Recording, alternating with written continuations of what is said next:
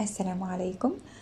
هنعمل النهاردة مع بعض كيكة بلح هتبقى مميزة قوي عن اي كيكة بلح جربتوها قبل كده، وهتعتمدوا الطريقة دي لان هي فيها حاجات كتير مميزة اول مرة هنعملها مع بعض، وفيها كده نكهات كتير حلوة قوي هنحطها هتخلي كيك البلح ده مميز قوي ورهيب معاكم.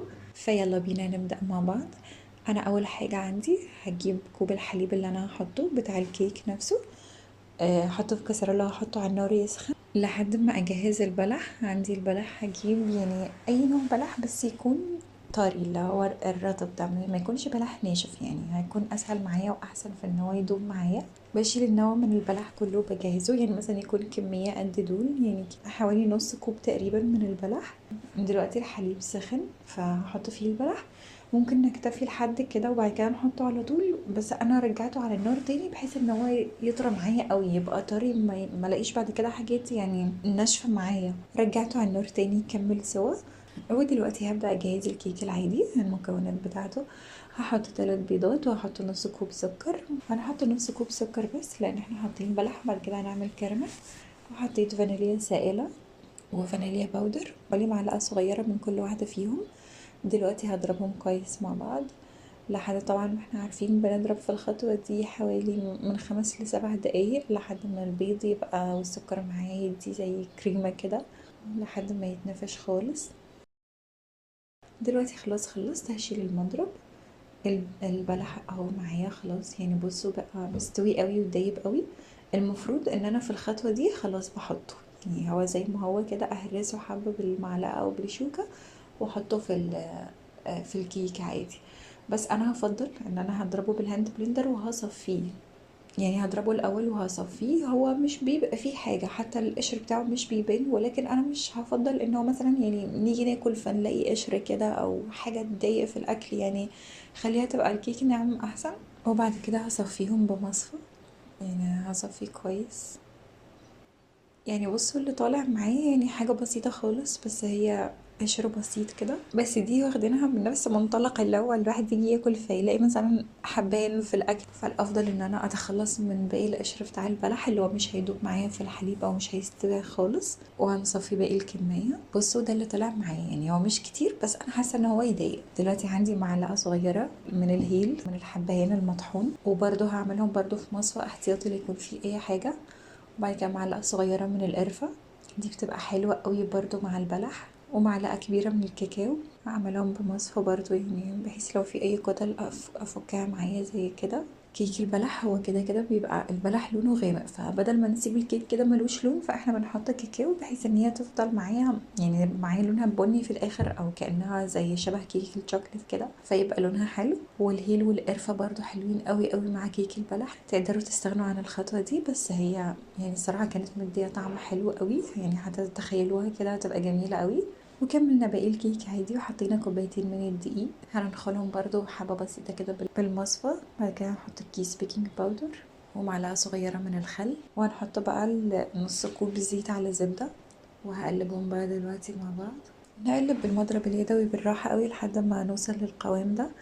يعني كده خلاص خلصنا. هنجيب بقى القالب معايا هدهنه الزبدة. دايما ادهنوا القالب بتاع الكيك ادهنوه زبدة مثلا، يعني الزبدة اللي هي مش البلدي، الزبدة اللي بتاعة المزارع او الزبدة اللي هي الفرن او كده، بتبقى احسن من الزيت، يعني مش بتخليه يلزق وفي نفس الوقت بتدي لون حلو قوي قوي للكيك. يعني هو ده مش هيفرق مع اللون لان هو بني، بس الكيك الابيض وكيك الفانيليا بياخد لون ذهبي ممتاز لما بنعمله بالزبدة. ودلوقتي فضيت الخليط في القالب، دي بس خبطتين كده بسيطة، وهاخده بقى على الفرن على درجة حرارة 180. ويفضل يا جماعة ان احنا ما نسيبش الكيك على 180 طول الوقت، يعني كل شوية نوطيه شوية، كل شوية نوطي الفرن يعني درجتين مثلا، يعني كل شوية درجتين لحد ما يخلص معايا. ودلوقتي هنجهز الكراميل. هنجيب كوباية سكر وهنحطها على النار، هنسيبها لحد ما تبدأ تسيح كده حبة وتدي زي فقاعة كده على الوش زي ما احنا شفناها. نبدأ نقلب فيه بقى لحد ما يستوي كله. او في الخطوة دي اوطي النار، يعني ما سيبهاش لحد ما يتلسع مني السكر، ومش بسيبه خالص، يعني ببقى مجهزة كل حاجتي جنبي. بجهز الحليب وبجهز الزبدة وبجهز كل حاجة بحيث ان انا ما اسيبش الكراميل على النار وامشي اروح اجيب حاجة تانية فيتلسع مني او يتحرق او يشيط وكده. نقلب مستمر لحد ما ياخد اللون. يعني بصوا عشان الطاسة كمان غامقة، فبتست بمعلقة كده عشان اشوف اللون وصل لحد ايه. دلوقتي اللون معايا تمام. هحط الزبدة، واهم حاجة تكون الزبدة ما ساحتش قبل كده، يعني مثلا مش جايبة زبدة مسيحاها فهاخد منها معلقة، لا لازم تكون الزبدة يعني لسه نية ما ساحتش على النار قبل كده. هنقلبهم كويس.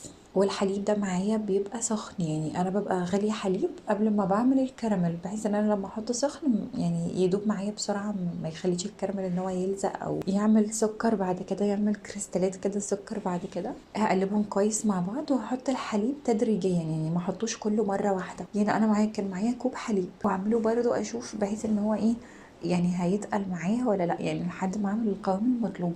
انا ما حطيتش نشا في الحليب، يعني سبته كده لان هو برضو لما بيبرد بيتقل سنه بسيطه فمش بيحتاج نشا. وحطيت كوبايه الحليب كلها، يعني كده كوبايه سكر وكوبايه حليب. وهزين الوش بوايت شوكليت، انا حطيتها في كيس الحلواني على طول، كان معايا شوكليت شيبس بيضه. حطيتها في كيس حلواني وحطيت عليها ميه سخنه وهسيبها على جنب لحد ما تسيح. دلوقتي الكيك خلاص خلص معايا. هنقلبه في صينيه التقديم. يعني مش قادرة اقول لكم كان شكله حلو ازاي، يعني وكان ريحته جميلة. وبجد الكيك ده مختلف قوي عن اي كيكة عملناها. بصوا شكلها معايا وارتفاعها وقوامها، مع ان الكيك اللي بيبقى يعني تقيل مش خفيف مش بيرتفع قوي، لان دي كان البلح فيها تقيل فمش هخليها ترتفع قوي، يعني زي كيك الزبادي كده. بس بصوا دي ارتفعت وبقت حلوة قوي وجميلة وكانت هشة يعني. احنا طبعا سيبنا الكراميل يبرد على جنب، ودلوقتي الكيك برضو معايا برد. فهحط بقى الاتنين على بعض، يعني الكراميل بقى بارد شوية والكيك بارد، فهحط بقى الاتنين على بعض. هحاول ان انا اغطي الكيك كله، حطيته من الوش ومن الجناب. وسبت شوية كراميل في النص في الحتة العميقة اللي في النص دي، حطيت فيها شوية كراميل. بعد كده هزينها بمكسرات، يعني انا حطيت عين جمل في النص وبندق على الجنب. والشوكليت طبعا يعني ما كانتش سايحة احسن حاجة لان الجو برد، فحطيناها كده على الوش وبس. وده شكلها معايا. انا عايزه اقول لكم يمكن تكونوا شامين الريحه في الفيديو، يعني حلوه قوي، ريحتها جميله وطعمها حلو قوي ومميزه، يعني الكيك ده كان مميز. وعايزه اقول لكم ان هو يعني الناس اللي بتحب القرفه هو ما كانش باين فيها قوي، بس عجبهم قوي قوي قوي. وعايزه اقول لكم يعني انا مش عارفه يعني التفرقه عنصريه ولا ايه بس الولاد حبوا الكيك ده اكتر من البنات، مش عارفه ليه.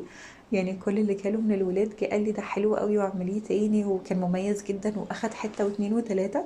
فكان يعني كان كيك مميز بجد، كان مميز ويستحق ان انتوا تجربوه تشوفوا تجربتكم معاه ايه. واتمنى يكون عجبكم، وكل سنه وانتوا طيبين، واشوفكم تاني في فيديو جديد مع بعض.